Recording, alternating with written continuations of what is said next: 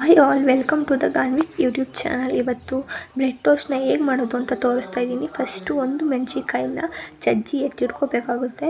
ಈ ಒಂದು ಯಾಕೆ ತೊಗೊಂಡಿದ್ದೀನಿ ಅಂತಂದರೆ ಅದು ತುಂಬ ಖಾರ ಇದೆ, ಹಂಗೋಗಿ ನನಗೆ ಒಂದು ಸಾಕು, ಒಂದು ತೊಗೊತಾ ಇದ್ದೀನಿ. ನೆಕ್ಸ್ಟು ಬ್ರೆಡ್ನ ರೋಸ್ಟ್ ಮಾಡ್ಕೋಬೇಕು. ರೋಸ್ಟ್ ಮಾಡ್ಕೊಳ್ಳೋದಕ್ಕೆ ನಾನು ತುಪ್ಪ ತೊಗೊತಿದ್ದೀನಿ. ನೀವು ಎಣ್ಣೆ ಬೇಕಾದರೂ ತೊಗೋಬೋದು.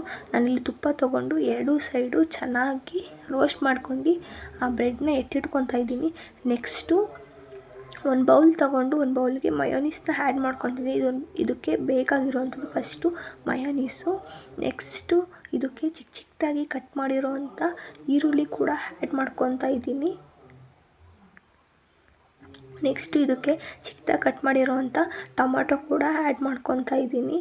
ನೆಕ್ಸ್ಟು ಇದಕ್ಕೆ ಕ್ಯಾರೆಟ್ ಕೂಡ ಆ್ಯಡ್ ಮಾಡ್ಕೊತಾ ಇದ್ದೀನಿ. ಇದನ್ನು ಕೂಡ ಚಿಕ್ಕ ಚಿಕ್ಕದಾಗಿ ಕಟ್ ಮಾಡಿ ಎತ್ತಿಟ್ಕೊಂಡಿದ್ದೀನಿ. ನೆಕ್ಸ್ಟು ಕ್ಯಾಬೇಜ್ ಕೂಡ ಆ್ಯಡ್ ಮಾಡ್ಕೋಬೋದು ನೀವು, ತುಂಬ ಟೇಸ್ಟಿಯಾಗಿರುತ್ತೆ. ನಾನು ಕ್ಯಾಬೇಜ್ನ ಆ್ಯಡ್ ಮಾಡ್ಕೊಂಡಿಲ್ಲ, ನಿಮ್ಗೆ ಬೇಕಾದರೆ ಆ್ಯಡ್ ಮಾಡ್ಕೊಳ್ಳಿ. ನೆಕ್ಸ್ಟು ಒಂದು ಜಜ್ಜಿರುವಂಥ ಮೆಣಸಿನ್ಕಾಯಿ ಕೂಡ ಆ್ಯಡ್ ಮಾಡ್ಕೊತಾ ಇದ್ದೀನಿ. ನಿಮಗೆ ಖಾರ ಎಷ್ಟು ಬೇಕೋ ಅಷ್ಟನ್ನ ಆ್ಯಡ್ ಮಾಡ್ಕೊಳ್ಳಿ. ಇದು ತುಂಬ ಖಾರ ಇರೋದ್ರಿಂದ ನಾನು ಒಂದೇ ಒಂದು ಸಾಕು ಅಂತ ಹಾಕ್ಕೊಂಡಿದ್ದೀನಿ. ನೆಕ್ಸ್ಟು ಚೆನ್ನಾಗಿ ಮಿಕ್ಸ್ ಮಾಡ್ಕೊಂಡು ಸ್ವಲ್ಪ ಉಪ್ಪನ್ನ ಆ್ಯಡ್ ಮಾಡ್ಕೊಳ್ಳಿ. ಉಪ್ಪನ್ನ ಆ್ಯಡ್ ಮಾಡ್ಕೊಂಡು ಆದಮೇಲೆ ಸ್ವಲ್ಪ 1/4 ಟೀ ಸ್ಪೂನ್ ಅಷ್ಟು ಚಾಟ್ ಮಸಾಲ ಕೂಡ ಆ್ಯಡ್ ಮಾಡ್ಕೊಳ್ಳಿ. ತುಂಬ ಟೇಸ್ಟಿಯಾಗಿರುತ್ತೆ, ತುಂಬ ಬೇಗನೆ ಮಾಡ್ಕೋಬೋದು. ಚಿಕ್ಕ ಮಕ್ಕಳಿಗೆ ಸಂಜೆ ಟೈಮೆಲ್ಲ ಬೇಗನೆ ಮಾಡಿಕೊಡ್ಬೋದು, ತುಂಬ ಇಷ್ಟಪಟ್ಟು ತಿಂತಾರೆ. ನೆಕ್ಸ್ಟು ರೋಸ್ಟ್ ಮಾಡಿರೋವಂಥ ಬ್ರೆಡ್ ಮೇಲೆ ಹಾಕ್ಕೊಂಡು ಸರ್ವ್ ಮಾಡಿದ್ರೆ ಮುಗೀತು, ಬೇಗನೆ ಆಗಿಬಿಡುತ್ತೆ. Thank you all.